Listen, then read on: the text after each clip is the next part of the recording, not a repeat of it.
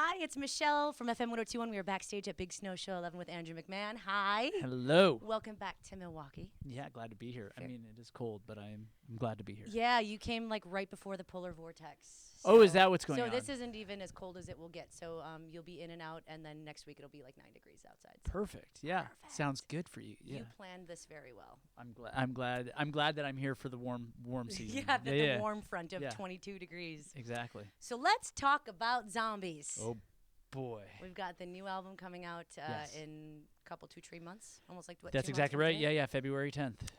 Is this? Are we talking zombies in the metaphorical sense, or are we talking in the very literal sense? No, we're talking in the. It's metaphorical. It was a reference to my walk home from the studio outside of Times Square in New York, which at the witching hour the tourists in Midtown sort of take on a zombie-esque quality. Yeah. And it was a walk that I got very familiar with, and New York has played a huge role in the making of the record and the sort of creative behind the record, some of the visuals and the backdrops for some of the stories that get told. So I thought I would pay homage to something that I was seeing on a regular basis.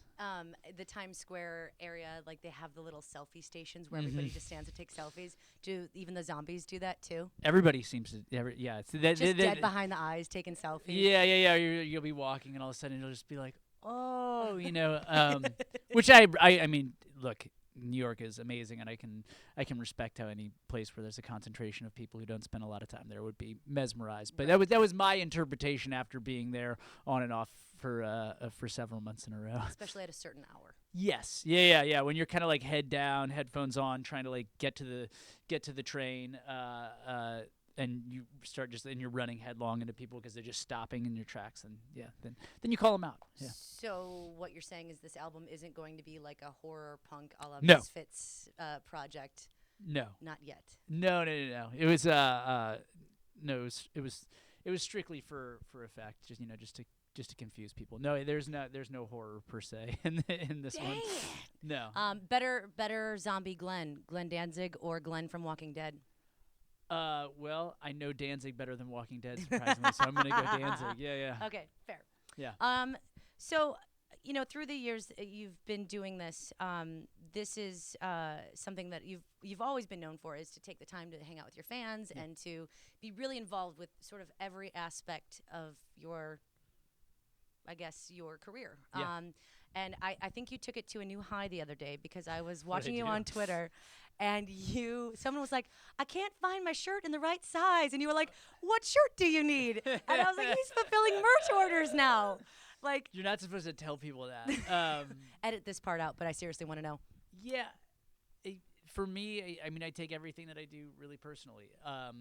And actually, the store has been like a labor of love over the past few years. I got to the point where it was like I had farmed it out to people for so long that I'm, if you know me well enough over the years, I'm incredibly type A, and I like to know where all the bodies are buried and know exactly what's going on, so that if somebody comes to me and says, oh, I'm having trouble with customer service, I don't know what shirt. I was like, well, I've gone through her order. I don't see what, you know what I mean? Like, it makes it easier for me to be transparent with people.